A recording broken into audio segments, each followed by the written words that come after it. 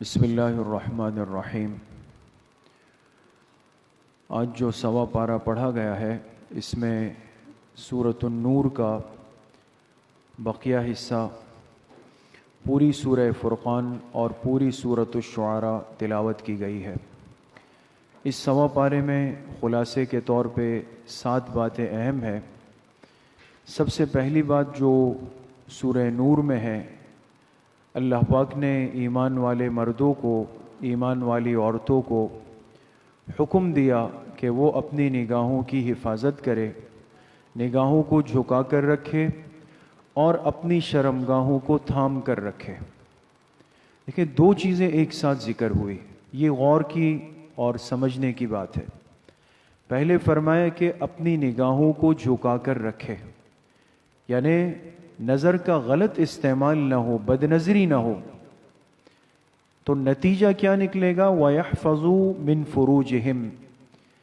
ایک مسلمان مرد عورت جب اپنی نگاہ کو محفوظ کر لے گا، بد نظری سے بچے گا، تو اس کا لازمی نتیجہ یہ ہوگا کہ یہ شرمگاہ کے گناہ سے خود بچ جائے گا، اس لیے کہ یہ اس کی ابتدا یہاں سے چلتی ہے۔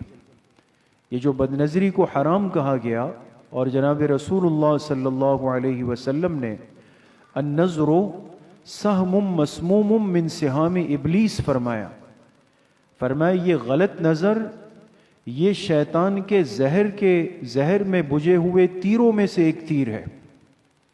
جب نظر بھٹک جاتی ہے، غلط ہو جاتی ہے، تو اس کا لازمی نتیجہ یہ ہوگا کہ یہ انسان بے حیا بنے گا، اور جب بے حیا بنے گا تو حلال حرام کی تمیز ختم کر دے گا اور جا کے بدکاری کے اندر گر جائے گا۔ اس لیے دین اسلام کی خوبصورتی دیکھیں کہ ایک چیز کی ابتدا کو بند کر دیا، بد نظری کو منع کر دیا۔ کیوں؟ بد نظری رک گئی تو بدکاری رک گئی۔ اگر بد نظری نہیں رکی اور نظر غلط استعمال ہوئی تو لازماً ایک دن یہ اس کو بدکاری تک لے جائے گی۔ اس لیے ایمان والے مردوں کو، ایمان والی عورتوں کو حکم ہوا کہ اپنی نگاہوں کو جھکا کر رکھے اور اپنی شرمگاہوں کی حفاظت کرے۔ دوسری بات جو سورہ نور میں ہے، اللہ پاک نے کفر کی اور باطل کی 2 مثالیں دے کر ان کی حقیقت کو سمجھایا ہے۔ بہت سارے کافر اس دنیا میں ایسے ہوتے ہیں جو باوجود اپنے کفر کے کچھ اچھے کام بھی کر جاتے ہیں، کچھ بھلائی کے کام بھی کر جاتے ہیں، لوگوں کے لیے پانی کے کنویں بنا لیتے ہیں اور بہت سارے کام۔ تو دل دماغ میں ایک شک آ سکتا ہے، ایک سوال اٹھ سکتا ہے کہ بھئی انہوں نے یہ اچھے کام کیے، پھر بھی آخرت میں جہنم میں، فائدہ نہیں ملے گا ان کو ان کے اس کام کا۔ تو اللہ پاک نے 2 مثالیں دی۔ پہلی مثال دی کہ ایک مسافر ہے جو تپتی ریت میں صحرا میں چل رہا ہے، سخت پیاس لگ گئی اس کو، اور سخت پیاس میں جب اس نے دیکھا تو دور اس کو نظر آیا کہ جیسے وہاں پہ پانی ہے۔ اس کو کیا کہتے ہیں؟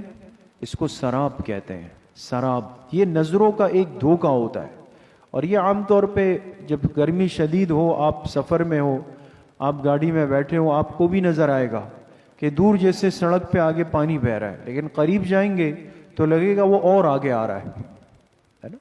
یہ ایک نظروں کا دھوکہ ہوتا ہے۔ تو فرمائے کافر چونکہ ایمان کی نعمت سے محروم ہے، یہ کچھ بھی کر لے، یہ اگر امید رکھتا ہے کہ ایمان کے بغیر میرا کوئی اچھا کام کرنا مجھے آخرت میں فائدہ دے گا، تو اس کی مثال ایسی ہے جیسے کہ مسافر کو تپتی دھوپ میں سراب نظر آتا۔ یہ جب قیامت کے دن اللہ کے سامنے جائے گا، آخرت میں پہنچے گا، تب اس کو اندازہ ہوگا کہ میں جس امید پر آیا تھا وہ تو محض ایک نظروں کا دھوکہ تھا، سراب تھا، کچھ بھی نہیں ہے، محروم ہو گیا۔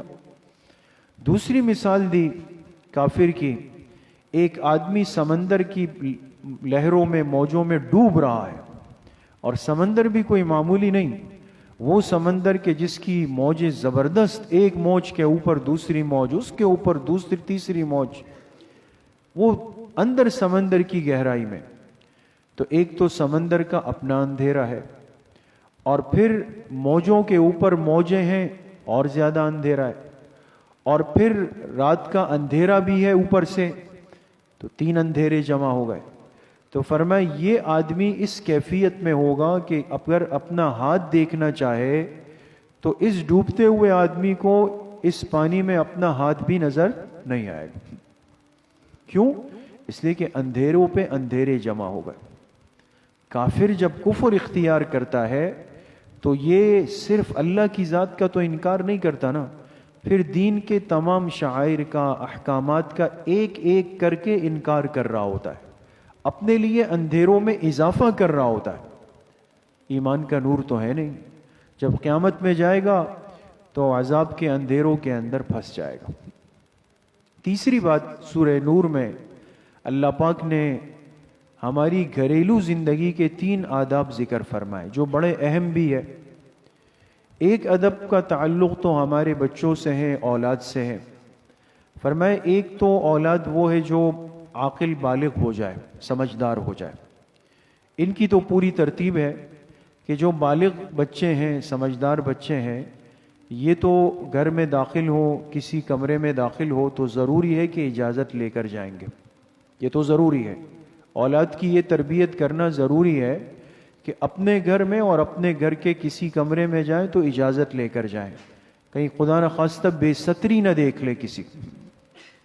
لیکن جو نابالغ بچے ہیں، چھوٹے ہیں، جو شعور سمجھ تو نہیں رکھتے لیکن دیکھ سکتے ہیں آنکھوں سے، تو ان پر تو یہ پابندی نہیں ہے کہ ہم ان پر یہ زبردستی کریں اور ان پر زور ڈالیں، اس لیے کہ وہ تو بے شعور ہے، وہ تو جہاں چاہیں گے کمرہ کھولیں گے، دروازہ کھولیں گے، جائیں گے۔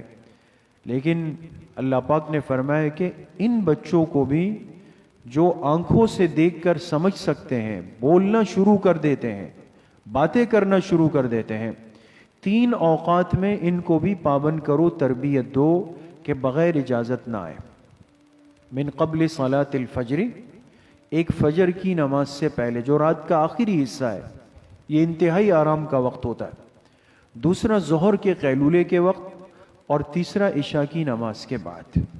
یہ 3 اوقات ایسے ہیں کہ جس میں ہر شخص یہ چاہتا ہے کہ میں بے تکلف ہو کر اپنے کمرے میں اپنے بستر یا چارپائی پہ لیٹ جاؤں، کوئی مجھے تنگ نہیں کرے، یہ شب خوابی کا لباس پہن لیتا ہے۔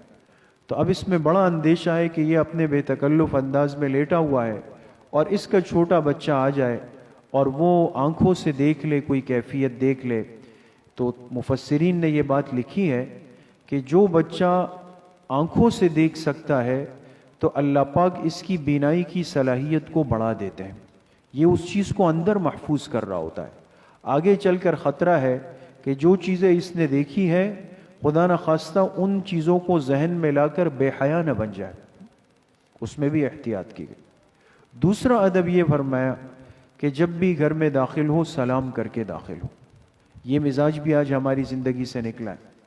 اپنے گھر جائیں تب بھی سلام کرنا ہے، گھر میں صرف والدہ ہے تب بھی سلام کریں، صرف بیوی ہے تب بھی سلام کریں۔ بعض لوگ اس کو برا سمجھتے ہیں کہ جیسے گھر والوں کو سلام نہیں کرنا۔ تیسرا ادب یہ فرمایا کہ اگر کوئی خاص مشورے کی مجلس لگی ہوئی ہو، مشورہ ہو رہا ہو اور کسی ساتھی کو کوئی تقاضا ہو، کوئی ضرورت پڑ گئی، کوئی میسج فون آ گیا یا بیت الخلاء کا تقاضا ہو گیا، اس نے اٹھنا ہے، لیکن مشورہ ہے بہت اہم، تو یہ اس مجلس سے بغیر اجازت کے نہ جائے۔ ایسا نہ ہو خاموشی سے کھسک جائے تو کیا ہوگا، مشورے کے امیر اور باقی ساتھی کیا سمجھیں گے کہ اس نے اپنی جان چھوڑا دی ہے، یا یہ ہمارے ساتھ شریک نہیں ہونا چاہتا، یا اس نے بات کو اہمیت نہیں دی، یا یہ کہیں ہماری سنی ہوئی بات باہر کسی کو لے جا کے بتانا چاہتا۔ تو شریعت نے حکم دیا کہ یہ کسی کو بتا دے کہ بھئی جی میں بیت الخلاء سے ہو کے ابھی آ رہا ہوں، یا میں فون سن کے آ رہا ہوں۔ یہ 3 گھریلو آداب۔ تیسری بات، چوتھی بات جو سورۃ الفرقان میں ہے، اللہ پاک نے کفار کا، مشرکین کا، منکرین کا وہ مشہور اعتراض ذکر کیا جو حضور علیہ الصلوۃ والسلام پہ کرتے تھے کہ اگر آپ واقعی اللہ کے سچے پیغمبر ہیں تو آپ پہ پورا قرآن یکبارگی کیوں نہیں اترتا؟ پچھلی تو ساری آسمانی کتابیں ایک ساتھ اتری، لیکن آپ پہ کبھی ایک سورت اتر رہی ہے، کبھی 3 آیتیں اتر رہی ہے، کبھی ایک آیت اتر رہی ہے، ایک ساتھ پورا کیوں قرآن نہیں اترا؟ تو اللہ پاک نے اس کا جواب دیا کہ اس قرآن کو 23 سال کے عرصے میں الگ الگ کر کے، جدا جدا کر کے اتارنے میں بڑی حکمتیں ہیں. یہ تو نادان اس کو سمجھ نہیں رہے. جو چیز ایک ساتھ آتی ہے وہ بوجھ بنتی ہے، اس کو سمجھنا مشکل، یاد کرنا مشکل، عمل کرنا مشکل، دوسرے تک اس کی تعلیم دینا مشکل. یہ جو آج اللہ پاک نے قرآن کا فیض پوری دنیا میں پھیلایا ہے، اس کی ایک حکمت یہ بھی ہے کہ یہ اترا وقفے وقفے سے ہے. تو نتیجہ کیا ہوا کہ صحابہ کے لیے اس قرآن کو لینا آسان ہوا، یاد کرنا آسان ہوا، سمجھنا آسان ہوا، اس میں غور و فکر کرنا آسان ہوا، اور پھر اس کو لے کر پوری امت تک پہنچانا آسان ہوا. تو جو چیز تھوڑا تھوڑا کر کے آتی ہے، انسان اس پر اتنا زیادہ سہولت سے عمل بھی کر سکتا ہے اور اس کو سمجھ بھی سکتا ہے. پانچویں بات جو سورۃ الفرقان میں ہے، اللہ پاک نے اپنے خاص بندوں کی کچھ نشانیاں ذکر کی اور ان کو عباد الرحمن فرمایا. وعباد الرحمن الذین یمشون علی الارض ہونا. بہت تفصیل کے ساتھ ان کی صفات بتائی، لیکن علماء نے فرمایا کہ ان صفات میں 3 باتیں ایسی ہیں جو ان ساری صفات کا خلاصہ ہے. اگر آج ہم چاہتے ہیں کہ ہم عباد الرحمن میں شامل ہو جائے، اللہ کے خاص بندوں میں، تو فرمائے ان میں سے 3 باتوں کو کم از کم انسان پابندی سے قبول کر لے. ایک بات یہ ہے کہ جو اللہ کے خاص بندے ہوتے ہیں ان میں اکڑ نہیں ہوتی، یہ متواضع ہوتے ہیں. یمشون علی الارض ہونا، اکڑ کر نہیں چلتے زمین پر، تواضع والی زندگی ہوتی.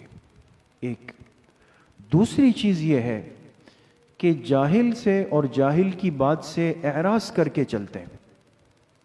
یہ تو دنیا ہے نا، آپ سمجھدار ہیں، پڑھے لکھے ہیں، سنجیدہ ہے، آپ جا رہے ہیں راستے میں، آپ دیکھیں گے کوئی بیٹھا ہوا ہے، وہ آپ پہ کوئی جملہ کس دے گا، کوئی غلط بات کہہ دے گا، ایسی تنفر نفرت والا جملہ کہے گا کہ آپ کے دل میں آگ لگ جائے گی کہ جی میں نے کچھ نہیں کہا تو یہ کیوں اس طرح بول رہا ہے. لیکن یاد رکھیں کہ یہ جاہل ہوتا ہے جو بے مقصد کسی پہ آواز لگائے. قرآن کریم نے اس کو جاہل کہا اور گزرنے والے کو کہا کہ تم اس کی بات پر توجہ مت دو اور بغیر کوئی اعراض کیے ہوئے چلے جاؤ، آگے گزر جاؤ، تو عباد الرحمن میں شامل ہو جاؤ. تیسری اہم نشانی یہ ہے، فرمایا جو اللہ کے خاص بندے ہوتے ہیں یہ اپنی آل اولاد اور نسلوں کے لیے دعائیں کرتے ہیں.